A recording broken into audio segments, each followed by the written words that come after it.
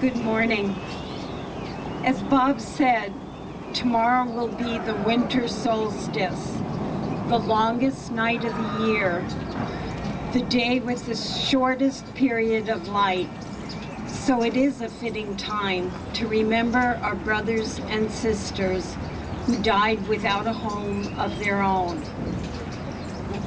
We wish them peace and deliverance from whatever pain and trouble this world held for them. We wish them a home in heaven, something that was denied them here on earth. But we can also honor them by remembering them as they lived, each of them in all their individual, wonderful diversity.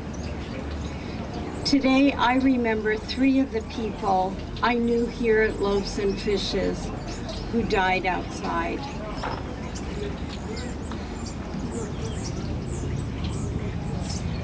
I remember Bernice Nixon, the grandmother murdered by a stranger on a bus bench in downtown Sacramento in the early morning hours. Bernice, who would sing carols and hymns at the drop of a hat, whose ladylike demeanor never quite jived with the black plastic garbage bags she carried everywhere with her. I remember Alicia Mosley, who died outside in a vacant lot not far from here, a lot that was called, with very conscious irony, the Field of Dreams by the homeless people who camped there. She died from tuberculosis, a disease that preys on people like Alicia with compromised immune systems who spend a lot of time in crowded jails and shelters. Alicia was streetwise and sassy in the prime of her life, with a smile that could light up a room. I remember Michael Wentworth, who was called Gremlin by all who knew him because that's exactly what he looked like. He was short of stature and wild of hair. He was murdered on a path to the American River. He was so generous to his fellow campers, and he was a defender of the civil rights of homeless people.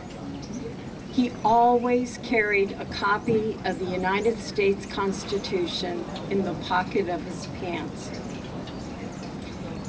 Bernice, Alice, and Gremlin were each unique, each precious.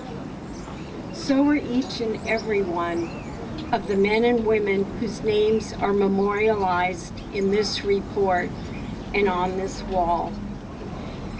These are people who died before their time, often by violence or treatable illness.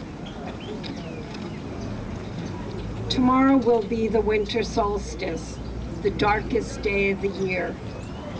But the winter solstice is also the turning point of the solar year, the point at which the days begin to grow longer and light and warmth gradually return to the earth.